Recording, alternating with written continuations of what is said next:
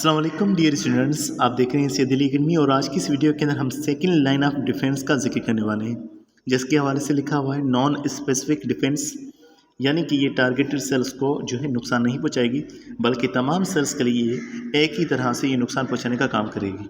अब इसके हवाले से बात करें कि सेकेंड लाइन ऑफ डिफेंस हम इसको क्यों कह रहे हैं कि जब मिसाल के तौर पर हमारी बॉडी जो है, जो कि फर्स्ट लाइन ऑफ डिफेंस में आती है हमारी स्किन, तो अगर हमारी स्किन कहीं से जो है ख़राब हो जाती है, कहीं से टूट जाती है, तो माइक्रो ऑर्गेनिज्म को रास्ता मिल जाता है कि वो हमारे बॉडी के अंदर दाखिल हो सकते हैं स्किन के थ्रू। तो क्योंकि स्किन अब उनको नहीं रोक रही, तो दूसरी लाइन ऑफ डिफेंस मौजूद है, दूसरे सिपाही हमारे मौजूद हैं जो कि उन्हें रोकने का काम करेंगे।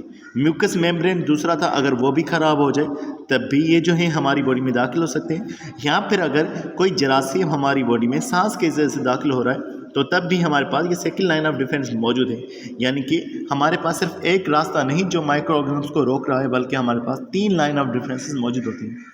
तो सेकंड लाइन ऑफ डिफेंस का जिक्र करें तो लिखा हुआ है द पैथोजेनिक माइक्रो ऑर्गेनिज्म में enter our body when it is broken either accidentally like cut, burnt etcetera और थ्रू इंसेक्ट बाइट, कि हमारी बॉडी में माइक्रो ऑर्गेनिज्म आ सकते हैं अगर हमारी बॉडी एक्सीडेंटली टूटी हुई हो, जैसे कि कट लग गया हो, कोई जख्म आ चुका हो या जल चुकी हो, या फिर इंसेक्ट अगर बाइट करता है तो हमारी बॉडी के अंदर केमिकल्स वगैरह को वो दाखिल कर लेता है, या कोई जरासीम जैसे वायरस जो है हमारे पास मच्छर के काटने से आ रहे थे, प्लाज्मोडियम हमारी बॉडी में मच्छर के काटने से आ रहा था, तो इंसेक्ट की बाइट से भी जो है हमारे अंदर माइक्रो ऑर्गेनिज्म आ सकते हैं।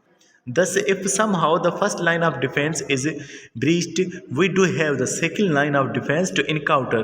तो अगर हमारे पास पहली लाइन ऑफ डिफेंस जो है वो ख़राब हो चुकी है, हमारे पास दूसरी लाइन ऑफ डिफेंस मौजूद है जो उसके लड़ने का काम करेगी।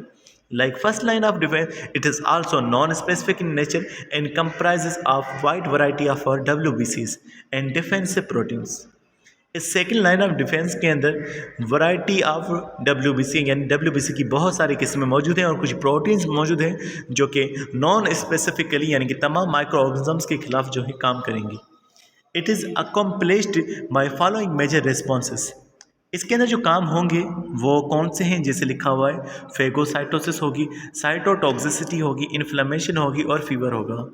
फेगोसाइटोसिस का मतलब होता है कि जब सेल खुद से किसी पार्टिकल को खा जाए, किसी जरासीम को खा जाए, तो ये फेगोसाइटोसिस कहलाता है। साइटोटॉक्सिसिटी ये नेचुरल किलिंग प्रोसेस होता है और साइटोटॉक्सिसिटी की वजह से एक सेल केमिकल्स को रिलीज़ करता है अपने ही सेल्स को नुकसान पहुंचाने के लिए। इन्फ्लेमेशन यानी कि एक ज़ख़म की जगह पे वाइट ब्लड सेल्स जमा हो जाए, लिम्फ जमा हो जाए और वहाँ पर इन्फ्लेमेशन के ज़रिए से वाइट ब्लड सेल उस खास टारगेटेड एरिया की जरासीम को ख़त्म कर दें। यहाँ पे फीवर का आना, बुखार का आना, क्योंकि बुखार जो है उन जरासीम की ग्रोथ को रोक देता है और हमारी बॉडी को चांस मिल जाता है ताकि वो लड़ सके। तो बुखार भी फ़ायदे वाला होता है, हमारा जिस्म जब सूज जाता है तो वो भी फ़ायदे वाला होता है, यानी कि हमें बता रहा होता है जिस्म की कुछ खराबी चल रही है जिसके लिए हम लोग काम कर रहे हैं। अब हम इन्हीं किलिंग सेल्स का जिक्र करें तो जिक्र है whenever some pathogens get access into the body through wound, broken skin और इनहेल्ड एयर, कि जब भी कोई पैथोजन जरासीम बीमारी काज करने वाला हमारी बॉडी में आ रहा है, जो जिस्म टूटा हुआ है या जो है हमारी ज़ख़म मौजूद है या सांस के जरिए से आ रहा है, it encounters WBC some of which recognise and kill it either by phagocytosis और डायरेक्ट किलिंग। तो कुछ जो हैं फेगोसाइटोसिस के ज़रिए से जरासीम को मार लेते हैं या डायरेक्ट किलिंग के ज़रिए से नेचुरल किलर सेल्स होते हैं। तो सबसे पहले हम फेगोसाइटोसिस का जिक्र करें। फेगो का मतलब भी होता है खाना और साइटोसिस का मतलब होता है सेल। फेगोसाइट्स फेगोसाइटोसिस करेंगे। फेगोसाइट कुछ खास तरह के सेल्स हैं जिनके बारे में जिक्र है।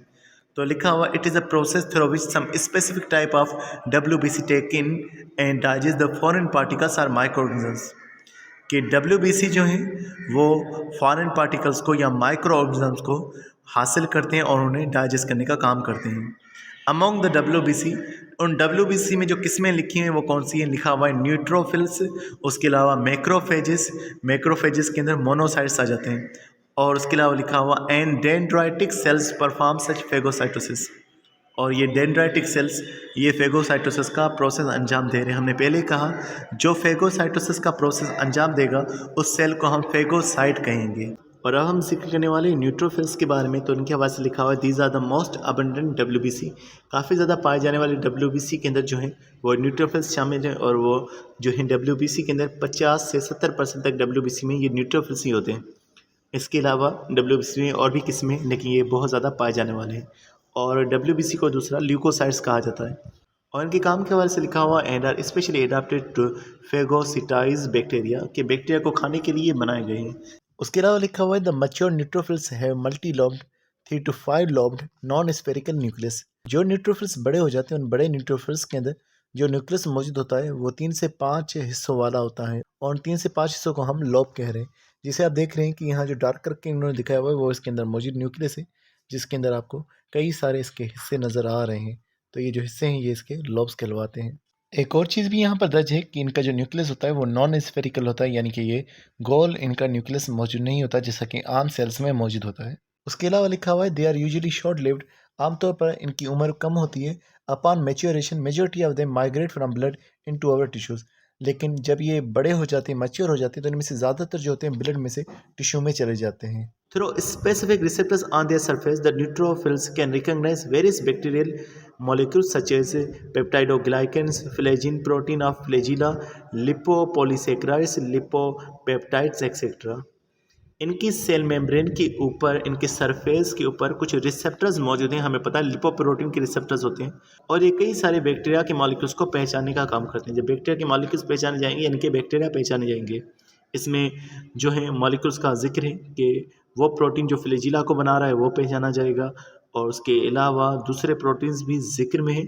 अब यहाँ पर आप देखेंगे तो ये जो है आपको नज़र आ रहा है कि इसके ऊपर कुछ रिसेप्टर्स ग्रीन कलर से दिखाए हुए हैं, और ये जो है लिपोपेप्टाइड को, फ्लेजिन को, पेप्टाइडोग्लाइकन को, इनको पहचानने का काम कर रहे हैं।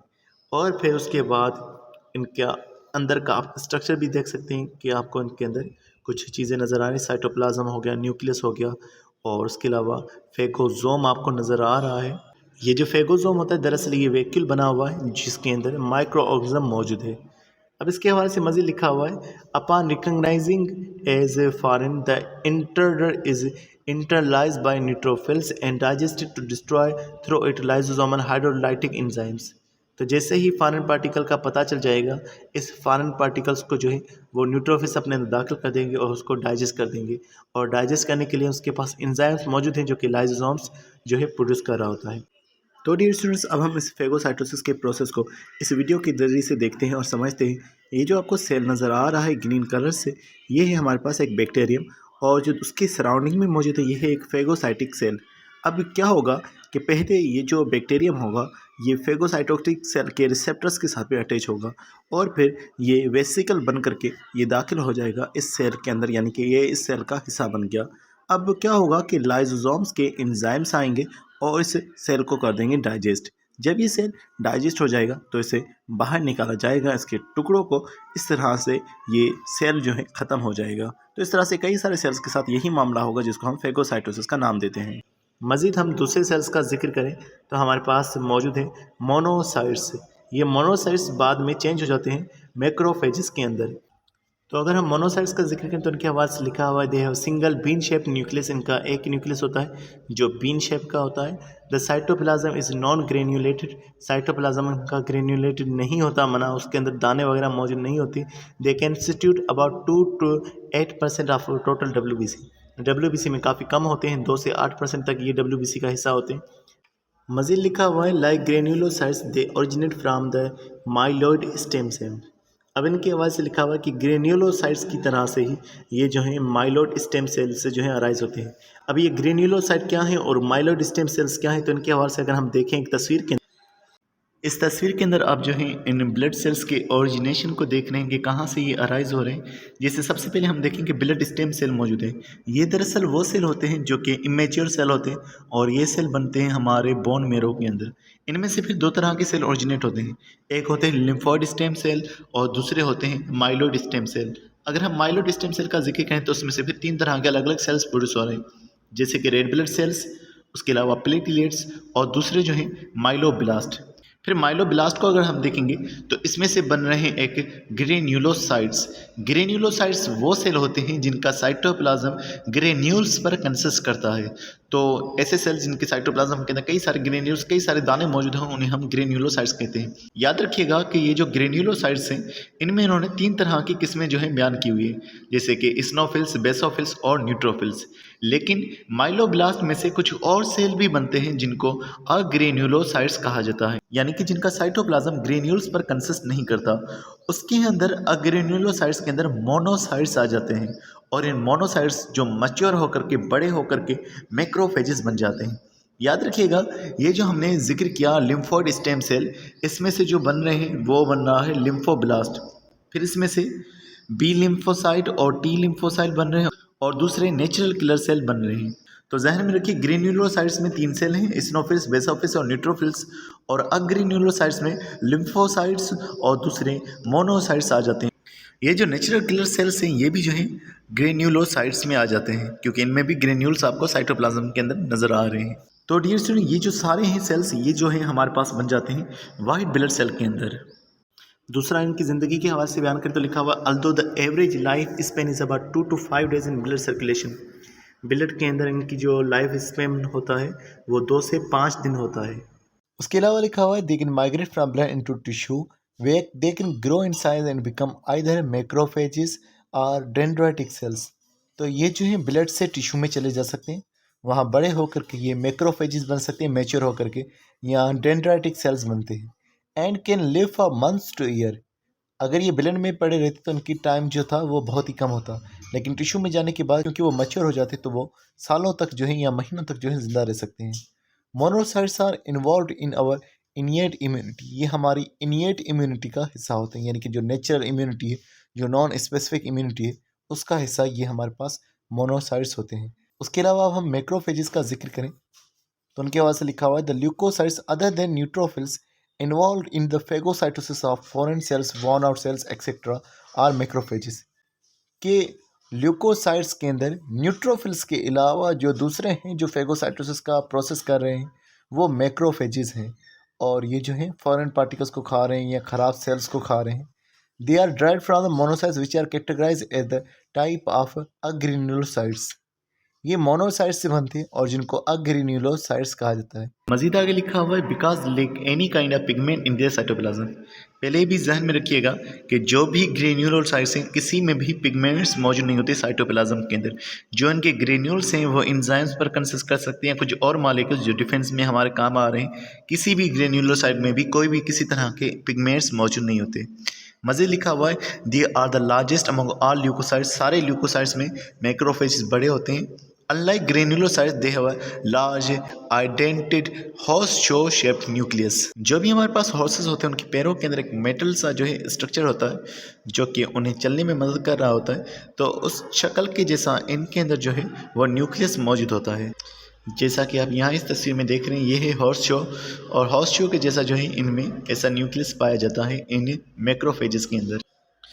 Circulating monocytes after some time leave blood and enter lymphoid as well as non-lymphoid tissue where they grow in size and turn into macrophages, dendritic cells।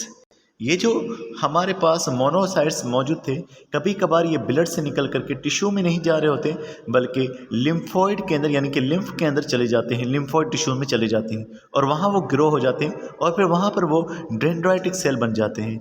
Macrophages के बारे में बात करें तो लिखा हुआ है, macrophages have ability to adopt the specific tissue condition, so they are named as alveolar macrophages in alveoli of lung, Kupffer cells in liver, microglia in central nervous system etcetera accordingly. तो macrophages जो है अलग अलग environment में चले जाते हैं और फिर वो अलग अलग इन्वायरमेंट के अकॉर्डिंग अपने आप को चेंज कर देते हैं और फिर वो वहाँ के सेल्स कहलवाते हैं। जैसे नाम लिखा हुआ है कि ये एलोविलाई में चले जाते हैं, लिवर में चले जाते हैं और सीएनएस में चले जाते हैं। सीएनएस यानी कि हमारा सेंट्रल नर्वस सिस्टम, जिसमें ब्रेन और स्पाइनल कॉर्ड आ जाता है।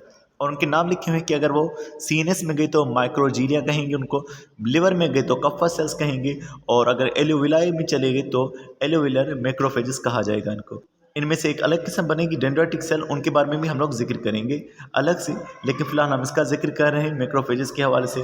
तो मज़ीद लिखा हुआ है Macrophages not only phagocytize the pathogenic microorganism but also remove and present their antigens to T cells.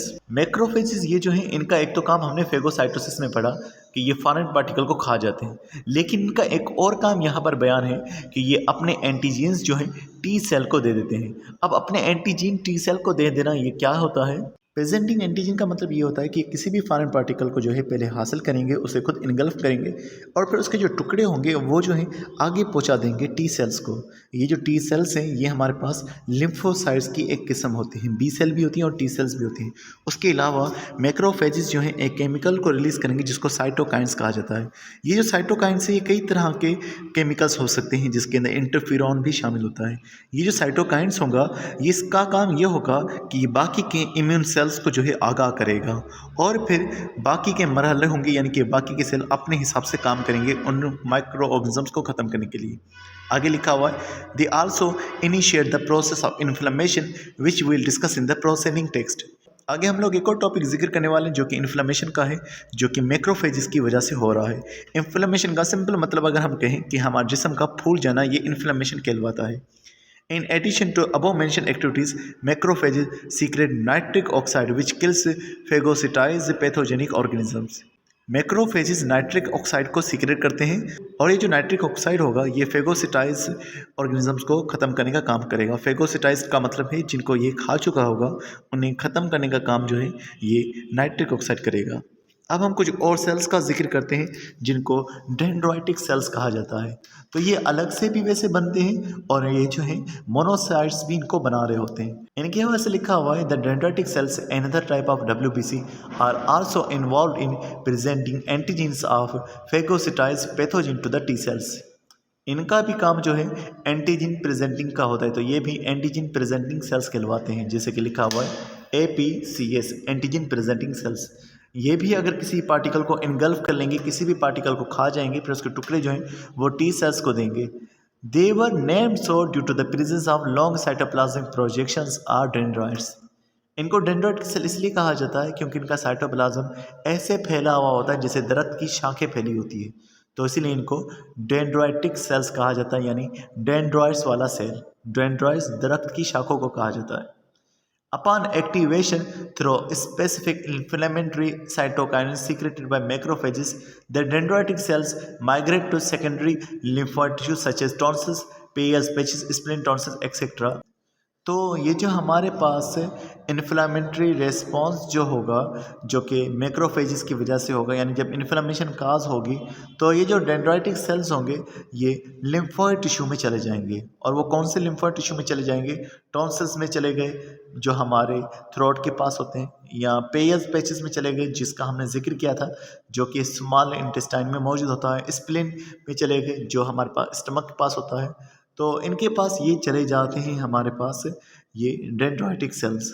दरअसल जब ये dendritic sales in secondary lymphoid tissues में जा रहे हैं तो वो इम्यून सिस्टम के अंदर जा कर के इम्यून रिस्पांस को बढ़ा सकते हैं, और इम्यून रिस्पांस को जब बढ़ा देंगे तो इन्फ्लेमेशन का जो प्रोसेस होगा वो मज़ीद तेज़ भी हो सकता है, या अगर वो चाहें तो इम्यून सिस्टम को ऐसे सिग्नल्स जो हैं दे सकते हैं जिसकी वजह से इन्फ्लेमेशन का प्रोसेस जो है रुक भी सकता है। तो ये देखते हैं कि इन्फ्लेमेशन की जो कंडीशन है वो किस तरह से, अगर इन्फ्लेमेशन कंडीशन सॉल्व हो रही है तो ये उसे रोकने का काम करेंगे, और अगर इन्फ्लेमेशन कंडीशन यानी कि जरासीम वगैरह अभी भी ज़्यादा है और सॉल्व नहीं हो रही तो वो उसे और बढ़ाने का काम करेगी। As soon as the task of activation of T cell achieved, unlike macrophage, they die.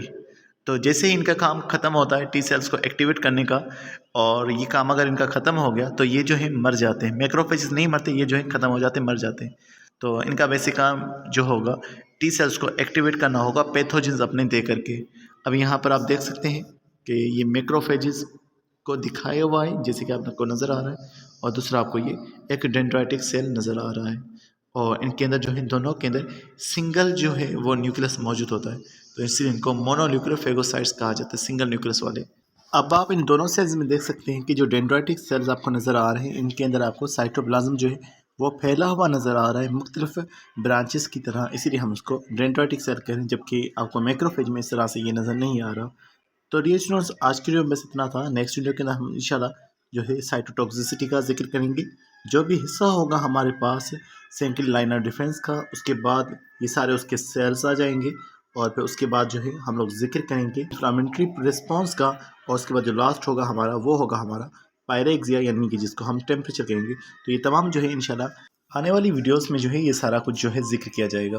तो डियर स्टूडेंट्स, आज की वीडियो में बस इतना था। नेक्स्ट वीडियो के अंदर हम इंशाल्लाह नेक्स्ट टॉपिक को जिक्र करेंगे।